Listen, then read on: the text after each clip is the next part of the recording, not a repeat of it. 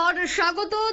ছত্তিশগড়ে মাওবাদী হামলা, আর এই মাওবাদী হামলায় মৃত্যু 4 মাওবাদীর, নিহত এক পুলিশ কর্মী। এখনো পর্যন্ত যে আপডেট পাওয়া গেছে ছত্তিশগড় থেকে, তা হচ্ছে মাওবাদীদের অভিযান, আর মাওবাদী অভিযানে এই মুহূর্তে কিন্তু 4 জনের মৃত্যু হয়েছে মাওবাদীর, এবং এই পুরো ঘটনায় একজন পুলিশ কর্মীও নিহত হয়েছে। শনিবার রাত থেকে যৌথ বাহিনীর সঙ্গে চলে গুলির লড়াই, আর সেই গুলির লড়াইয়ে 4 জন মাওবাদীর মৃত্যু। ছত্তিশগড়ের 4 জেলায় মাও দমনে সক্রিয় রয়েছে এই মুহূর্তে প্রশাসন।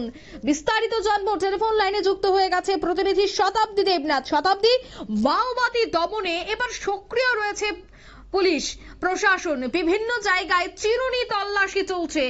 এখনো পর্যন্ত কি জানতে পারছো, কেমন রয়েছে পরিস্থিতি? সর্বপ্রথম আমি বলতে পারি যে থমথমে একটা পরিস্থিতি, কেননা তোমার ছত্তিশগড়ে যে মাওবাদীরা রয়েছে তাদের সঙ্গে তুমুল গুলির লড়াই হয়েছে, এবং এই গুলির লড়াইয়ে সিআরপিএফ জওয়ান আহত হয়েছে এবং আমরা খবর পেয়েছি, এবং সেই সঙ্গে পুলিশ কর্মীরাও কার্যত আহত হয়েছে। এবং সেই সঙ্গে আরো একটি বিষয়, তোমার এই গত কয়েকদিন ধরে যে নিরাপত্তা বাহিনী এবং তোমার পুলিশ বাহিনী তারা একটা তল্লাশি চালাচ্ছিল এবং ছত্তিশগড়ের মাওবাদীদের একটা অভিযান চালাচ্ছিল মাওবাদী দমনে, এবং 4 জেলায় তারা অভিযান চালিয়েছে, এবং যার ফলে তাদের একাধিক কিছু সাফল্য এসেছে। তবে এই অভিযান চালানোর সময় দন্তেওয়াড়া এবং তোমার নারায়ণপুর, এই যে 2 জেলা, সেখানে সীমানায় তোমার অবুঝ মারের জঙ্গলে শনিবার রাত থেকে একটা মাওবাদীদের সঙ্গে গুলির লড়াই চলেছে নিরাপত্তা বাহিনীর, এবং সেই সঙ্গে পুলিশ সূত্রে যে খবর, এই সংঘর্ষের জেরে তোমার 4 জন মাওবাদীর মৃত্যু হয়েছে এবং নিহত হয়েছেন একজন পুলিশ কর্মীও। অন্যদিকে সিআরপিএফ জওয়ানরাও আহত হয়েছে বলে খবর পাওয়া গেছে। এবং দেখো, গত 3রা জানুয়ারি থেকে মাওবাদী দমন অভিযানে নেমেছে তোমার ছত্তিশগড় পুলিশ এবং নিরাপত্তা বাহিনী এবং তোমার ডিস্ট্রিক্ট রিজার্ভ গার্ড, তারা যৌথভাবে অভিযান চালিয়েছে। এবং তারপরে নারায়ণপুর, দন্তেওয়াড়া এবং তোমার জগদলপুর, পাশাপাশি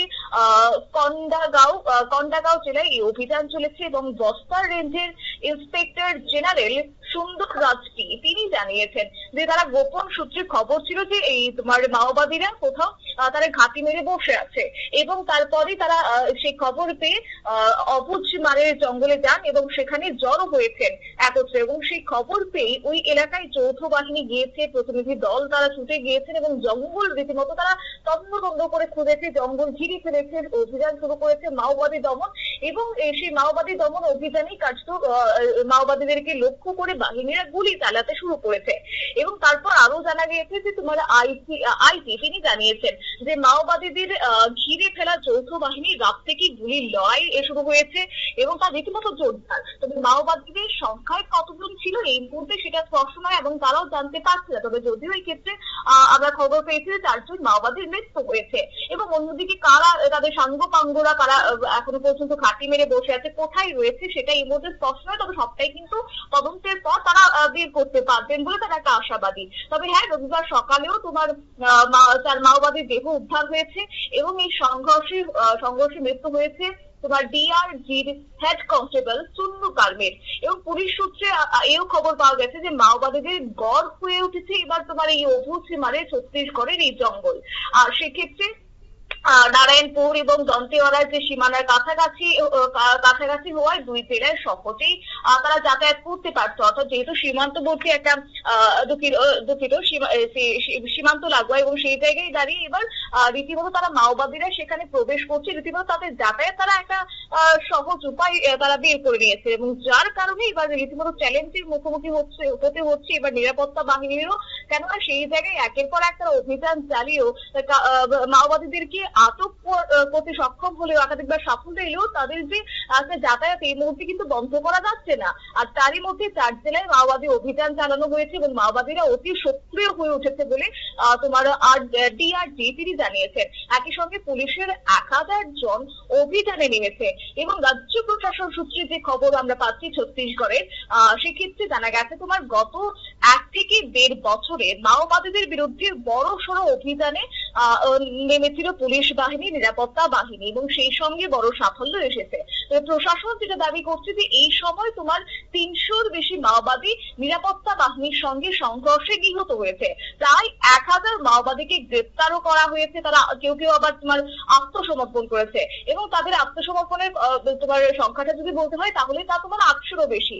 কিন্তু এখনো পর্যন্ত যে মাওবাদীরা লুকিয়ে ঘাঁটি মেরে বসে আছে তাদেরকে কিন্তু সহজে তোমার প্রকাশ্যে আনা যাচ্ছে না বা তাদেরকে জালে তোলা যাচ্ছে না। তাই সেই জায়গায় দাঁড়িয়ে অনেকটাই কঠিন চ্যালেঞ্জের মুখে এবার পড়তে হয়েছে তাদের এবং পাশাপাশি তারা বলছেন যে আগামী দিনেও তারা এই অভিযান চালিয়ে যাবে, যেহেতু মাওবাদীর একটা তারা তোমার একটা ঘাঁটি বা তাদের আস্থানা এবার তারা রীতিমতো গড়তে শুরু করেছে। তাই রাতভর এই সংঘর্ষ এবং এই সংঘর্ষে যে তার মাওবাদীর মৃত্যু হয়েছে এবং একই সঙ্গে একজন পুলিশ কর্মীও মৃত্যু হয়েছে এবং আপাতত সেই খবরে আমরা পাচ্ছি। এবং অন্যদিকে গত 3রা জানুয়ারি থেকে যে মাওবাদীর জঙ্গি দমন অভিযান নেমেছে, সেই অভিযানেও তোমার ডিস্ট্রিক্ট রিজার্ভ গার্ড এবং পুলিশের যৌথ বাহিনী রয়েছে এবং তারা কার্যত তোমার নারায়ণপুর, দান্তেওয়ার এবং জগদলপুর এবং কন্দগাঁও জেলায় এই জেলাগুলিতে তারা কঠোরভাবে নজরদারি রাখছে এবং আগামী দিনে সেই জেলাগুলিতে তারা তদন্ত করে অভিযান চালাবে। কোথায় তাদের ঘাঁটি রয়েছে, কোথায় বা তারা এই মুহূর্তে বসে আছে তাদের সাঙ্গপাঙ্গরা, সেই বিষয়টাকেও কিন্তু কার্যত নখদর্পণে রাখছে এবার নিরাপত্তা বাহিনী।